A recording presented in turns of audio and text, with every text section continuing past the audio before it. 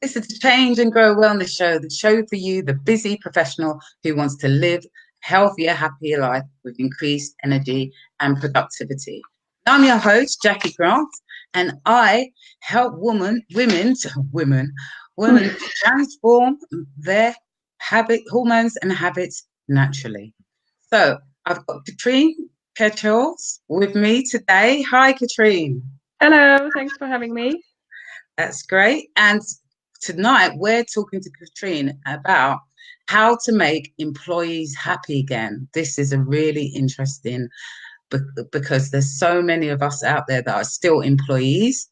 I mean, I'm not now, thankfully, but I know what it can be like when you are not happy in your role, and what can you be doing about that? So, Katrin, tell us a bit about you and how you got to be doing what you're doing. Yeah, absolutely. Thanks again for having me on your show, Jacqueline. I've been self-employed for about a year and a half now, and I come from a learning and development background. So I've always been helping people at work, helping to train them, helping them to become better at what they are doing. But I got very frustrated at times because learning and development or training never really received a budget or attention from the company. It was always seen as something that we could have and nice to have. It was never seen as something that we really should have and provide for people. And it's one of the reasons why people are actually unhappy at work, because they never receive the opportunities really, to perform at their best or to move up to the next level. So that's a bit of my background, and because it was very frustrating to see how people were so unhappy and not really being able to help them, I just wanted to get out of that environment where I wasn't able to, into an environment where I could decide what I can do and how I can do that. Brilliant. So tell us a bit about how you do that. Yeah. So I work with companies at the moment, fairly small companies with about 10 to 20 people that struggle with their employees. So they would struggle to engage their employees, to retain them, even recruit people. And I work with them to really figure out what the problem is, what the actual issue is, what makes the employees unhappy, why are they leaving, why are they not really performing to the level that they could do. And I do that by actually talking to everyone in the company. So not just to the CEO, not just to the decision makers, but the actual people that work there, Yeah. really figuring out what's going on and then providing them with solutions that are fairly, I wouldn't say new, but a little bit more radical. So that there are solutions that help communication, that help collaboration, and really people help to self-manage themselves rather than having to rely on a manager to make a decision for them, for example. Treating people like adults, I'd like to put it as a short version, really. Yeah. So what are the most of the things that you find that people are struggling most at work? Managers, micromanaging managers, or people that just can't seem to lose power or control over others. I've done a recent video about why people are just so obsessed with controlling others. And if you really think about it, no one likes to be controlled. Everyone likes to be in control. So a lot of people really struggle with not being treated like adults, because you leave school, you go to university where you can make your own decisions. You're not forced to go to class, but you probably should go if you want good grades. So you make these decisions, and they influence your grades, etc. But at work, you can't really do that anymore. You have to be there from 9 to 5:30. You have your 1 hour lunch break. You have to do exactly how your manager says, and all of these, I'd say, rules and all of that control over people. That's what people really struggle with, and it does actually affect people's mental health as well, a lot. So in terms of having to speak to these managers that are micromanaging, like, how do you actually get in it? Because obviously you can't go in and say you're micromanaging your staff. How Yeah. do you get past that? Because, having been in the management role before, I understand that some people do micromanage. So, and also, having someone from the outside coming in and telling you exactly about yourself, basically. How does that work? You're right. It's very difficult because I need to be very careful how I approach it because I don't want to go in and say, hey, the way you do things are wrong. And obviously, no one wants to hear that. So the Mm, companies that I work with, they are very radical and brave in what they're doing. And it needs to come from the very top down. So normally at the very, very top, you already have someone who's quite he's quite happy with changing things. He wants things to mm, be a lot different, and he wants his staff to be more self-sufficient and managing themselves. So the way we approach it is really talking to the people that are being managed and talking to the managers, because managers can see that things are wrong. So we can ask them, okay, how do you feel? How are things going? What do you think might be able to help? And we mm, really get them to talk to each other in an adult way, if that makes sense. So, I mean, mm, it can be quite difficult for a lot of managers who don't really see themselves as micromanaging. mm, And quite often companies part way with these people because that mm, doesn't really fit the module of people being able to self-manage themselves, a decentralized decision-making process. But yeah, mm, it takes a lot of work of people really sitting together and talking to each other and facing problems. Yeah, and really working on them together and collaborating. But yeah, it's a mm. fairly difficult approach. However, I see things changing. I see, um, yeah, business owners being a little bit more flexible with their approaches on how they want to Mm. work with their people as well. Okay. So, in terms of like, a actual employee that's finding that someone's micromanaging them and they're already to the point that they might leave their role, what happens in that incident? So what I would suggest is if that person is lucky enough to have other team members, which most likely is the case, it's not very often that a manager only manages one person, and Mm, that's from personal experience as well. You mm, will have other team members that are most likely being micromanaged as well. Talk to them, just mm, talk to them. It's if if you think outside of work, if you have an issue, if you have a problem, you talk to your friends, right? mm, Most mm, likely your colleagues, maybe not everyone in your team, but someone else in your team will be someone that you can trust, that you can talk to. They mm, most likely have the same issue, and you as a team can actually talk about it and bring that up to your manager as a team. It has mm, worked in the past from a personal perspective, and it seems to be working quite well with the companies that I work with. So yeah, just approach it from a perspective of connecting to others, connecting to people. What would you do if you had a problem at home, or if you had a problem outside of work, or even with that problem, with the person wanting to leave, they will most likely talk to their friends about it. So why not talk to mm, someone in the company if there is anyone that you can trust? If not, there will probably be more difficult. And then, to be fair, if there's no one in the company that someone can trust, might not be worth staying there, mm. which is Okay. a bit radical again, but yeah. Not telling you to quit your jobs. So, in terms of, you know, actually businesses, getting the right people in, um, you know, do you support them around those kind of things? Do they spend time on their recruitment and money around that? Tell us a bit about that. Yeah, absolutely.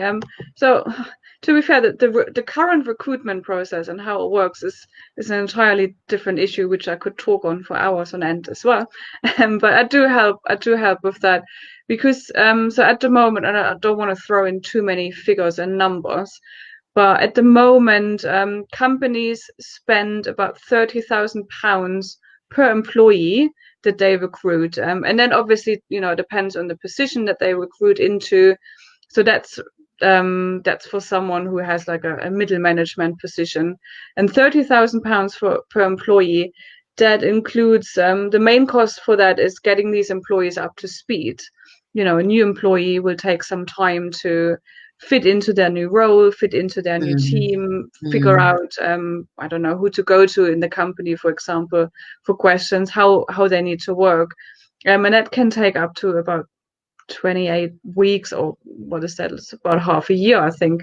So yeah, Mm, 6 months roughly. So there's a lot of costs involved in recruitment, which is why I really want to help companies retain their people. But obviously, mm, you know, if someone is growing, they need to employ new people.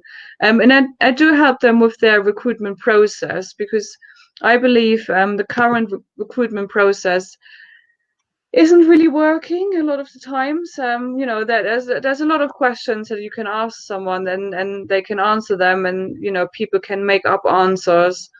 Certain questions don't really give you a feel of how someone actually will be within your company.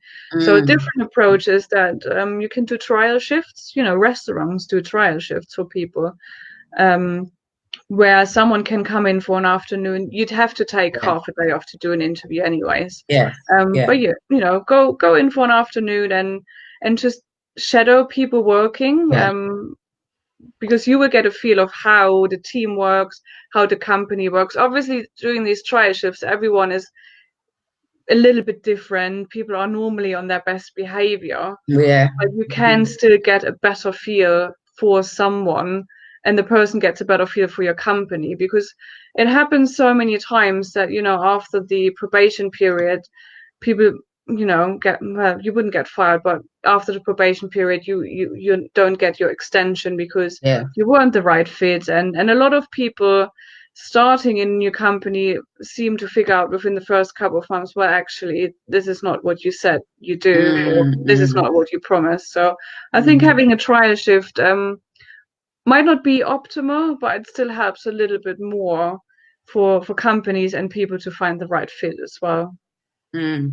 So, what other things can people be doing to kind of feel happy in their role and, actually feel that they're getting some kind of personal development, feel that, you know, they might love the company, but they actually kind of like they need to feel a bit of a stretch.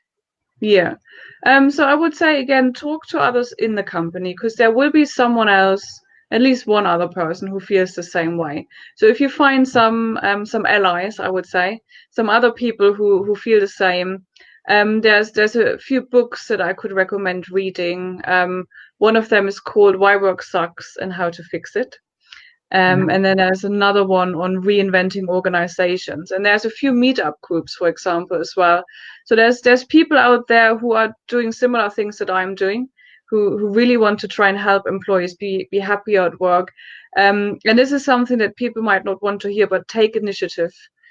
Take initiative. You can do that. There's a lot of things that you can do for free, in terms of upskilling yourself. And yeah, but I would really recommend just putting out your feelers within the company, finding someone who might be in the same boat, and that there will probably within your own team. And as soon as you team up, you can try a few different approaches of working differently in your team, for example, reallocating certain tasks, and trying something. And then once you have success with a few different approaches, you can then take that up to your manager and say, look, we actually started working in a different way. It's working a lot better for us. What do you think? I know it's quite limited, I guess, for employees to try and do things. But if you work together, if you collaborate, if you start collaborating with others, it's always, you know, it's safety in numbers, I Yeah, think. of And course it's it is. always good to have a friend at work that you can talk to about stuff as well. Mm. So, what do you think businesses can be doing to retain people to actually keep their employees? Really embrace them and treat them like adults. I don't think I can stress this enough, but all of this, you know, all of this control over people it's driving me personally. It's driving me quite crazy. But yeah, give people more flexibility. And by flexibility, I don't mean to be able to work from home 1 day a week, or you know, this new discussion about a 4 day working week, or having an afternoon off. True flexibility. Trust them. I mean, we are all adults, and if you don't trust your employees, why did you employ them in the first place? That's, you know, kind of going back to that recruitment process. Mm, So trust mm, them to do the right thing, because the current structures are tailored to people that might take advantage of any flexibility that's there. But that's really not a lot of people, because who would want to lose their job over taking advantage of something that's actually good for everyone? So, Mm, true flexibility in my eyes means that no one needs to come to the office at all, ever. If people like to work from home and are more productive, let them do it. mm, Why not? If, everything can be done online these days. They can call mm, into meetings using Skype or whatever. mm, Some companies that started doing that, you'd be surprised. A lot of people still like to come to the office to talk to people anyways. mm, It's mm, not like they, they wouldn't, you wouldn't see them at all anymore, but let people come in a bit later, leave earlier. mm, A lot of the times when people don't have to commute during rush hours, they're a lot more energetic. They can finish off work at home after hours. It doesn't really matter. Don't what mm, is the point? It's so outdated to be in the office for 8 hours a day. No one is productive for 8 hours straight, honestly. No one mm, is. mm, There are mm, studies that show people are productive for about 3.5 hours a day mm, at a time, But if you work from home, me personally, as an experience, I start work at 7, I work until 11, and I have a quick break, and then I continue about until the afternoon, and then I have another break because my brain pretty much shuts down between 2 and 5 p.m. And mm, then I just start picking up again. And because everyone is different, and if employers treated people like the individuals and the adults that we all are, mm, everyone would be a lot happier, I mm. think. Yeah, it's a dream of mine. So free your employees. And Yeah. of course, I was talking to someone last week around stress, and that's a real big factor with, when people are feeling unhappy in work, you know, they they get really stressed, Yeah. people can it can create, mental health problems. It can create so many different things if people are not happy in their role. Absolutely. Yeah. So definitely, thank you very much, Katrine, for being on today. So what final words have you got for our audience today? Wise words. Yeah, really to find someone in your company that you could talk to about things. I find it really helpful, and a lot of people do agree. Look into something called reinventing work, which is a kind of like grassroots movement, and there's loads of books around that topic as well. And there's a lot of people really trying to change the way we all work. And yeah, if anyone is interested or anyone thinks that there's value, I am happy to offer some of my time as well to actually come into a company and just do an analysis of what's not going so well, and what we could do to improve communication and collaboration. And I think those are the two main things: communication and collaboration. And if that works within a company, most things will actually go well as well. Okay. So that's kind of your freebie you're giving away. Yeah. Yes, yes. Oh, are we just getting to that? Yes. Yeah. So yeah. I'd like to offer. Um, I think, yeah, just a few hours, if a company, needs someone to just come in, and because as you actually mentioned it beforehand, it's that outside perspective that, yes, Mm, a lot of managers might be afraid of, but it's very helpful to have an outside perspective. That's why, in your private life, you ask your friend for guidance or advice, or you just need to vent sometimes, and they might come up with an idea. So yeah, if anyone would like an outside perspective, to just have a look into their company and see how we can get productivity up and how we can get people happy again, then yeah, mm. I'm happy to donate some of my time for that as well. Brilliant. And Katrine, where can people find you? Yes, so I am obviously on Facebook, under my name, Katrin Kircheis. I don't know, are we going to put a comment or something underneath the video? It's, yeah, sorry. It's just because my name is fairly hard to spell. But yeah, Mm. LinkedIn, of course. I Twitter, or I tweet. Is that a word? I tweet every now and then. Instagram, not so much, but yeah, Facebook, LinkedIn, and Twitter. Yeah. And your website? Oh, sure, of course. I have a website. Yes. Yeah, it's kikatraining.com. So Kika Training is the company name. It's I just relaunched basically my website, and that's why I'm still a bit shy sometimes to give it out. But yeah, Okay. keypadtraining.com. There's more details, of course, of what I do and how to contact me. Brilliant. So thank you, Katrin. This is really informative and helpful. And I'm sure it's going to help some, employees out there that are looking to be happy in their role again. And, maybe even get in touch with Katrin and she can give you a little bit of advice on what you might need to do in terms of, bringing it to your company or bringing it to, where you're actually working. So thank you, guys. This was the Change and Grow Wellness Show, and we will be back next week. Thank you. Bye. Thanks. Bye-bye.